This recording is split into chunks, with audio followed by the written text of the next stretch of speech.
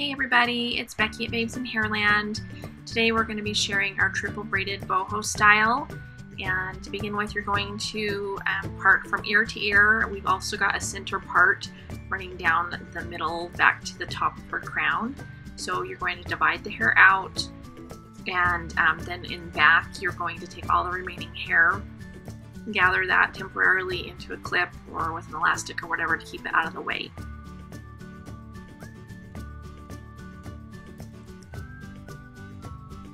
Next, you're going to divide the hair here on the left side by the ear into 3 even sections, and you'll want to sort of clip at least the middle one out of the way so that it doesn't combine and your parts can stay, the hair can stay separated.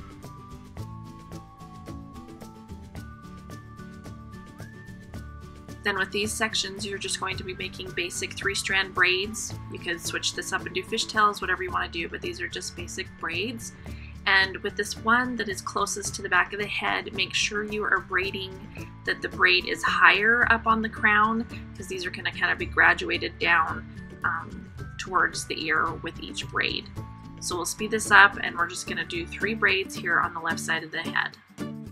To prevent these from unraveling, I like to put small clips on the end, but as you can see, I braided this so it's a little bit lower than the one I started with, and this one by her face will also be even lower, just sitting on top of her ear. So braid all those back and temporarily secure them. Then you're going to do the exact same thing over on the right side. So once you have braided all 3 of those and clipped them off, you're going to be joining them together. For this next part, you're going to join the top 2 braids together in the center of the head with an elastic, and so it sort of forms a V. And you're going to mess these up, make them uneven. That adds to the style that they aren't all uniform. With the second set of braids, you're going to make them offset to the right side, combine them with an elastic, mess these up as well. Make sure that you get the braid to cover the elastic though once you're done pulling on those edges. Third set of braids, you're going to do the same thing except where it's offset to the left side, and you're going to secure them with an elastic so it covers the elastic from the braids above. Mess those up, pull on the edges to get them so they are messed up to your liking. Okay, so once those braids have gotten adjusted how you want them, you're going to actually flip these up and out of the way so that you can get to all the hair remaining in back. Then up as far as you can, you're going to begin a French braid.